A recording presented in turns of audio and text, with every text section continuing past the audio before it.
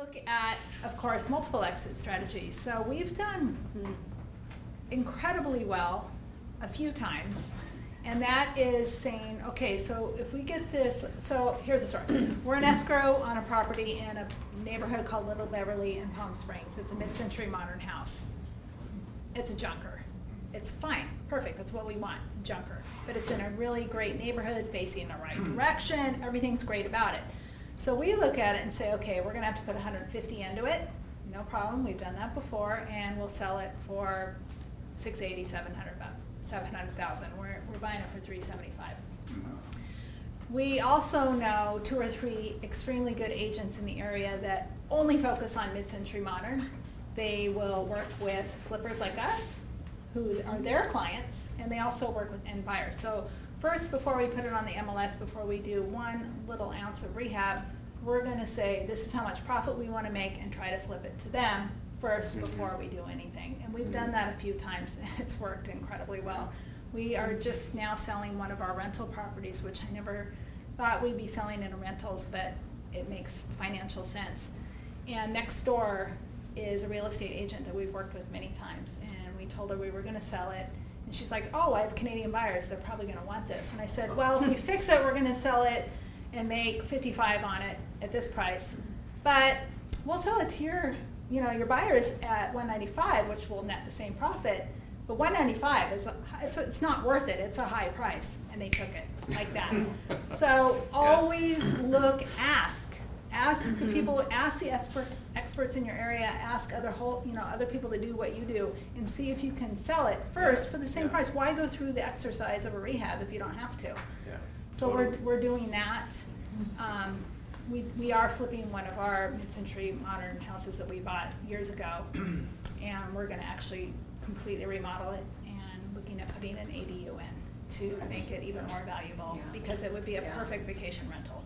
So it depends on the neighborhood, it depends on, so many factors. It's not easy to just go, oh, this is what we're doing. It just varies. Remain flexible. Yeah. So you mentioned ADU, and I know the guys are doing a lot of ADU. So why don't you tell people what an ADU is about that whole thing? So an ADU is an accessory dwelling unit. I'm sure some of you guys have heard about it. We're super excited about them.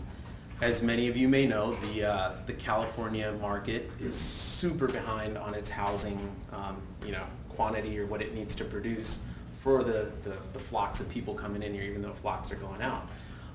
We're behind, I want to say 1.8 million doors that need to be built by 2025, and we're nowhere near that, right? So the great thing is the state decided to pass this ordinance that allows people with single family homes to build an accessory dwelling unit that you can legally rent out. You can, if you'd like, meter it separately. And so it has all these great things to it. But then cities now are allowed to make their own rules around it. Great city of Pasadena has made it very difficult to achieve an ADU. But it makes sense. This is a very historical city. Residents are super involved in what's happening. They're going to complain about parking and this and that and all the other things that come with extra residents in their areas. But city of Los Angeles, which has the largest shortage of housing, falls into more of a high urban density areas. So what they're doing with that is, as long as homes are within, let's say half a mile of bus stops or train stops, it eliminates a lot of the parking requirements. So now you're able to build these units without having to have that 2-car garage or whatever you may need typically, right? And then the other thing, prior to this ordinance, you were able to build these storage units, but they couldn't have, bathrooms or kitchens, whereas now these ADUs rumpus rooms. Yeah. So now you can build these units, right? So we're super excited, and we actually have, for our buy and hold portfolio, we have about 12 ADUs going at different stages. So that's 12 different properties where we're now going to have 24 rental units. So that's huge for us, right, on the rental side. And then we're also building it for some of our consumer clients. And like Janet mentioned, being very flexible and being open to seeing all of the exit strategies is key. So there have been cases where we paint the picture for one of our end buyers at one of our homes, one of our flips that's for sale, and we say, hey, we can convert this for you. And they end up hiring us after the fact. Or we do a piece of it, we get it to approval, and then they hire their own contractor. So there's just really creative ways of continuing to create and generate that cash flow and income. What else are we doing with the ADUs? Sounds good to me. Yeah, me too. Is there anything else you wanted me to No, touch on? but I know that I've heard you speak before, so I want to hit Yeah, on yeah. another subject, and that is, you talked about your rentals. Mhm. So with the ADUs, you're not just monthly renting them, right? You're doing also some Airbnb with that too? We do have some Airbnb. It's not our preferred choice. So that's very strategic on our part to buy in areas where the rents are really solid or they're higher. We see a lot of future development. So our particular pockets are all around Echo Park, Elysian Valley, which are the closest single-family neighborhoods to downtown LA. And everyone knows downtown is just becoming the hottest thing in the world, right? So, and there's just so much growth happening. Magic Johnson being involved with the Dodger Stadium in that whole area, and he has the golden touch, and then everything happening in downtown, right? So, and those people who are cool and single and young, I try to put myself in that category. We get sick of living in cool lofts and concrete floors, and at some point we grow up and then we want to settle down or maybe start a family, but you still work in downtown, so you want to move right around there. And so we're strategically setting ourselves up in those areas, and rents are just solid over there. I mean, for example, the ADUs that we're building with the single family home up front, which was existing, we typically do an addition on that, make it a 3-2, 3-bedroom, 2-bath. That's going to rent out for typically anywhere from $4,000 to $4,500. 1,300 square feet. 1,300 square feet. The accessory dwelling unit can be anywhere from 600 to roughly 1,000 square feet, and those will go anywhere from 3,500 to maybe about 4,200 because we're building some with rooftops. Wow. So, but being very creative about the design, the finishes you use, as well as the setting it up for that demographic that's coming in there. So we know a lot of these people don't have cars and they like using Uber or biking. We're near the LA River, we're near bike paths, we're near Elysian Park where people love to hike. So it's being very strategic about areas that are going to remain solid for a really long time. And you're setting up decks for them as well? Yeah, a lot of them I'd say, I think maybe only the first one or two that we did, we didn't factor that in, but as we move forward, the 8 to 10 that we have coming up are all going to have rooftop decks because it just gives them an extra space and views and just another entertaining area. So, is everybody finding this interesting? Let's just delve a little more into ADUs, Sure, if you don't mind. So how long is it taking you to get plans, and how long is it taking you to actually build? And what's your strategy with all of that? So it depends on what you have going on. So there's a couple properties that we have where there's already a 2-car garage and there's an additional storage space that ends up being about 200 square feet. So there's already a 600 square foot structure there. Those, if it's built correctly, you can actually get those approved over the counter, so to speak, but that can still take anywhere from 30 to 60 days. That's what over the counter is in LA. If we're starting from scratch, which most of ours are, they're new builds, those are typically going to take right around 4 to 5 months in planning to approval. And then we can build those in 4 months. Okay, so 8 months of Yeah, 8 months to 10 months and it's built, yeah. And you're renting out the front property at the Right. same time. And so when we submit the ADU, we've already got our over-the-counter remodel permits to do the front house, so we get that up and running, and that's where we typically Airbnb because there's still construction that's going to happen on the back unit. So we've even looked at 2 options there. You can, if you don't want to Airbnb, you can rent it out long term, and what we've come up with is discounted rent for our long-term tenants during construction. So the day we start construction, your rent will drop $500 or whatever it may be, For until that it's morning completed. pounding? Yeah, for that 7 o'clock tractor or whatever it may be. Yeah. Are you guys doing prefab or all custom built because you're in Elysian Park and you have... There, I mean, I know there've been a couple prefab things built around LA, but I know that it's still not quite there where you can just throw something up or use shipping containers. LA is not about that. You know, and you have to consider the foundation, the structures, the fact that we're earthquake country. So I think prefab and modular stuff is still a ways out to where the city will be open to embracing it, you know. So I haven't seen really any done. But if you own your own home and you're doing, let's say, a little shed, that's really possible. There's a few of my neighbors that have done that, but that's a whole different thing. That's not a legal ADU. So one of the other things that's happening in the marketplace is that some people are, changing the use of the property. Yeah. And that's one of the things that I've started to dive into. So my partner and I are buying single-family homes that are zoned multifamily. We're knocking them down and building fourplexes. Nice. And so it's a really different strategy, and Yeah. it's kind of it's weird for me because the pace of it is different than the flipping. Long, right? Yeah, it's long. Yeah. And they're just sitting, making those payments every month. Yeah. Going, Yeah. are the plans done yet? Are the plans done yet? Are the plans done yet? And so, so it's a really different process. And we've got 2 of those going, and then we also picked up a property that is, basically it's a single-family home that's on a lot that's about a half an acre. And so we're gonna do a lot subdivision on this home. So we're rehabbing the front home, and we're gonna rent it out, because we figure this process is gonna take us about 18 months, maybe 24 months. And this is, the person that I'm partnered with is a developer, but this particular model is a little new for both of us. So, it's trying different things in this Yeah, market, totally. right? You have to get a little more creative. Design-wise, you have to get creative. You gotta get creative with the lot itself, Yeah. figuring out multiple exits, different Yeah. uses. Yeah, speaking of lots, I mean, we haven't done subdivisions. Well, we had a small lot, I guess, small lot, that would have been our subdivision, where we took a duplex, subdivided it, but under the small lot ordinance, and we were able to build 5 of those skinny single-family homes that are 4 inches apart. Some of you may have seen. So, Really? yeah, Wow. yeah. So that's cool. That's another version. But I think small lot, there's been a lot of pushback from neighborhoods, and so I think that wave is like on its way down.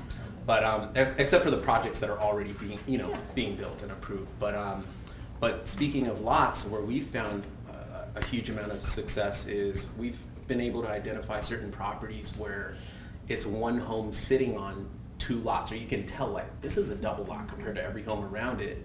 And then we do our due diligence, and then you find out that you can untie those lots. At some point, the owner said, or had the opportunity of buying 2 lots, and they built their home right in the middle.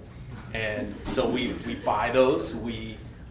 Typically, the city requires you to demolish the home, then you can untie them, so it's not a subdivision. You're taking it back to its original separate lots. Probably doesn't take as long. Probably. and then now once you untie them, you're able to now start working on the original lot, and then you have to wait for your APN, your address, and everything to be assigned to the second lot. But that's worked out really well for us too. Okay, is that a little hidden gem? So look at those weird. weird lots in your neighborhood Look that at are those larger than everything else around them. Yeah. Write it down. Okay, cool. Okay, so one of the questions we have here is, when is the flipping trend going to end? Does anybody have an idea, or? Dennis likes to speak on that. Oh, okay. Good. I mean, when is it going to end, right? You guys should see Bruce Norris on the, the 8th? And Yeah. hopefully September he'll- 8th, Yeah, yeah. hopefully he'll tell you. But, I mean, for us, we just really keep a strong pulse on the markets that we work in, right? So we don't tend to venture out anywhere else and renovate our homes. We do projects for other investors outside of our local neighborhoods. So we have a project going on in Dana Point and one on the west side. But I mean, we love to work in the Pasadena market. We understand what you guys have mentioned before, the buyer demographics, right? We really focus on who's buying in the neighborhoods that we're in. So we look at all this, Anil and I look at all the sold homes that have happened over the last 6 months or a year. We pull title, we figure out how much down are these new buyers coming in with. We look at the renovated homes, what kind of down payments are the renovated homes getting put down on, and then we try to figure out, hey, how many buyers are coming in cash? It tells us a little bit about what's going on in the neighborhood. And the areas that we work in, they're typically putting down 30% or buying it all cash.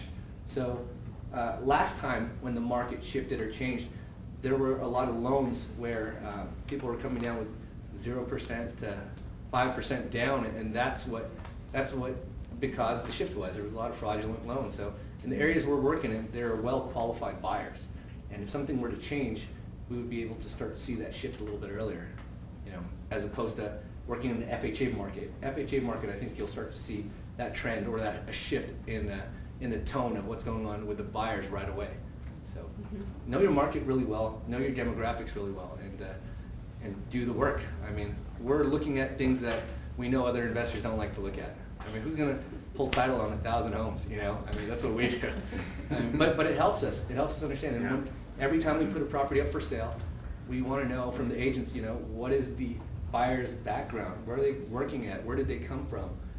How did they save so much money? I mean, ask these questions. You have a right as a seller to ask. I mean, the worst they can do is not to. We are our own little mini research firm because all that stuff helps us know.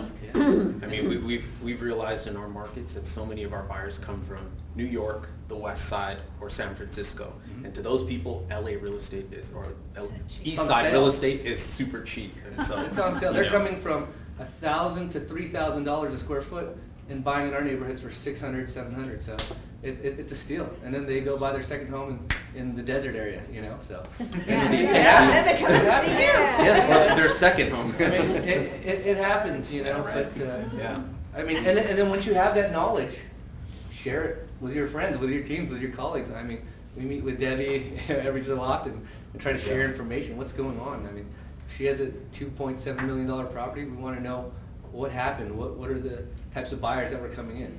You have to do your research and collaborate with other investors, realtors, anyone that's familiar with the area you're working in. Very, very important that you can have a team or a group to share information like that too. All of us up here have mentioned the same thing in different ways of being flexible. I like to say being able to pivot, right? And one strategy that we found a lot of times, especially when you're flipping a home, and Debbie, talking about your Linda Vista property, right? It's like as soon as it's ready, you're like, I want to get that thing on the market. But then we found great success on, I want to say, the last 3 or 4 of our flips where it's like, yes, it's still a hot market, and yes, there are a ton of buyers out there. But you got to be really careful about the day you put it on. First impressions are huge. And some people don't even look at anything else. They're like, my home's ready, it's staged, or maybe not in some cases, and they get their pictures and they're like, list it, right, to their agent. We found huge success in, wait, let's pump the brakes. This home's ready. It looks great. Show it off to friends and family or whoever else. But drive the other open houses. Look at your competition, not in a bad way, but communicate with those agents and find out why they're not selling or why they are. And just the last few homes, it's been where we communicated with the listing. There was another great property. We're like, wow, that's a great property. It's going to go quickly. Or there were actually in our Eagle Rock market, there were 3 other great flips. So we're like, why are we going to come out and compete with them? Instead, communicate with them, find out when they're, and then you find out that they're going into escrow, they've accepted an offer, or where they're at sometimes. And we were able to time those 2 flips to where we listed right after all those broken hearts went home. And I wish there was another great home. 100 broken hearts, like I didn't get accepted, and then boom, we are their new light. We list our home, they get their Redfin alert, and they're like, oh my God, and so and then they rush out, and then that's how you create another super successful flip, is by making sure you're not competing, but you collaborate with your competition. We love it when our flipped home turns into a hot home on Redfin. I mean, that's the goal. So we send it out to all our friends and family, realtors saying, hit like, please. Yeah, like it, follow in. And if you do it strategically, it forces all the other buyers that are looking to buy in that neighborhood, like, I have to act quick because this thing is tracking and it's going to be gone soon. So. Janet, what are you seeing in your market as far as flipping? Is it slowing? Is it just busting out the walls? What's going on? So we flip a lot of different kinds of homes. We'll flip to, blue collar workers, and we flip vacation homes. So the vacation homes, we have one coming on the market. Our residents, our tenants are moving out next Friday. And so we'll flip that, but the idea is to get them out in a timely manner so that we're bringing it to market in January, December, January. because that's when our market starts heating up out there. Mm. I mean, although it's turned into kind of a non-seasonal market out there, I mean, it is all year long. You really don't want somebody coming around going to open houses when it's 115 degrees, because they're not real happy. I mean, it really sucks driving around, running from AC to AC. And then we have the modernism, big deal. But the other houses, I mean, again, we don't flip that much. So our stuff isn't that seasonal. We don't flip high end at all. We'll stay away from it out there. The other thing we will 100% stay away from, it is a dying market, at least in our opinion, is the whole country club. They're dying quickly. Mm-hmm. The HOAs are expensive. Nobody wants to spend money on that. You don't see a lot of younger people coming in wanting to live in a golf course home. They're just not excited about that. Who wants to spend $800 to $1,000 a month on an HOA? It's not exciting. Or even $300 to $500. It's just not worth it, especially if that's your second home.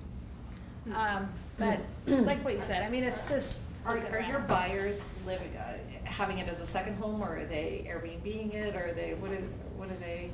Because that's a big Airbnb market. I'm just thinking about although what we've that's up for sold debate, last isn't year.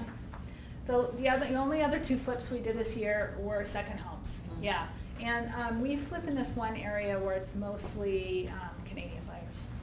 So they'll come in and buy. You got to be careful of that. So a couple years ago, when was that? Three years ago, when the Canadian dollar changed, we were not paying attention to that, and we got hammered on a house that was only selling to Canadian buyers, and we barely made any money on it when we thought we were going to make 50, 60 grand on it. So be aware of who your buyer is and what their dollar's doing if they're not from this area where you're from. So it's just being aware of who your buyer is a really big deal. Yeah. Deb, do you have anything to add? No? Okay, cool. So what kind of advice would you give somebody who wants to get in the market right now, who wants to start flipping or start doing this? What kind of advice would you give them? Do your homework and put in the work. We get so many calls from so many people saying, I want you to mentor us, right, or me, or whatever it is. And I say, cool, come in, and I give them a list of things, like, what area do you live in? And then I say, drive the area, go to open houses, Then I'll show them on Redfin, hey, this is how you look at all the sold homes over the last 3 months, 6 months, and then we like to look at price per square foot, right? So I give a pretty detailed list of things to do, but in easy steps, and then a day later, a couple days later, I hear crickets, and I'm thinking, okay. I mean, I spend time, so I'm really careful. We're really careful on who we want to give our time to, because there are a lot of people out there who are looking for this kind of golden ticket, right? And something easy, and they see the things that we're putting out now, but they didn't see us driving to Sacramento, San Francisco 10 years ago and trying to figure out how are we going to fund this deal. How are we going to pay for gas to get up there? Driving all night, these guys have fallen asleep, and I'm slapping myself in the face with the windows down just to make that last 30 minutes. We're listening to like Mike Cantu CDs, if you know Mike Cantu. And it's just like... And he's telling you to only flip in your one zip code right around where you live as we're driving up to San Francisco. I mean, a lot of people, they don't want to put in the work. And, it's the easiest thing that you can do. It is. There's not a secret formula, and it's not rocket science. Stick to one area. I mean, people want to try and flip from Orange County to San Bernardino County lines, Riverside County, all the way to the west side. And I'm thinking, do you even know the cities that are in between? This is crazy. Like a neighborhood. Just focus on one neighborhood. Exactly. Yeah, there's That's enough. it. There's enough. I mean, if you do that, and then you start to understand that pocket, you understand what the trends of the homes are doing in the past, and you start to see what's happening currently, you'll start to predict patterns for the future. And then once you know that neighborhood well, you can expand it. Go to the next neighborhood and slowly build on it, right? But I really do think there's just a lot of lazy people out there that don't want to put in the work. And I mean, there's no reward if you can't put in the work. So, I mean, stick to the basics and do the basics well, and it'll make you an expert. And then once you're an expert, people will gravitate towards you. They know that you understand your local market. They know you understand the trends. And once you start speaking that language, more and more people, investors like us, will want to figure out, hey, teach me about it, and I'll teach you other things. You know, make yourself marketable and knowledgeable in a way where people want to come to you, instead of you going to them and trying to figure out what's that golden, secret. There's not anything there. Make yourself valuable so you can share that information. I'm gonna build on that, because my advice to getting into flipping or in this market is to partner, but be the best partner ever. I mean, and I'm just gonna say this because that's how I did it. I met somebody who had flipped, and I said, I want to be your partner. I was willing to bring capital and basically do all the work. They were guiding me, right? And I made sure I was the best partner ever. I made sure I was not only adding value to that house, but I was adding value to the partnership. Because that partner will partner with me again. And that partner, I still talk to that partner, right? We have a relationship, and that relationship is thick because you flip together. So, if you want to contribute at a high level. Whether it's researching and knowing your area, whether it's making sure you're the best partner there, you have to put in something. But know your strengths too, Yeah. because if you know what your strengths are, and you know what your potential partner strengths are, you guys should be able to figure out how to solve all kinds of puzzles. It's when you start working on things that aren't your strength. Like, I don't pay any of our bills. I don't even have a checkbook. This guy doesn't. He handles everything. I don't even know how to sign loan docs. So you guys know. I was in lending, and I don't know how to sign any loan docs. But that's not my strength. But I could find deals. We have a ton of deals. We have an abundance of deals. That's my strength. And these guys allow myself and Anil to focus strictly on that. So we keep this machine rolling, right? The moment you start working on your weaknesses, it gets tough.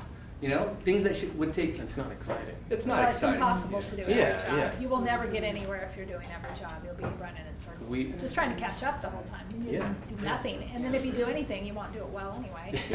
Yep. We have, we highly recommend, if you guys haven't done this, and especially when you find that right partner, both of you take the DISC assessment and take the Strength Finders 2.0 assessment.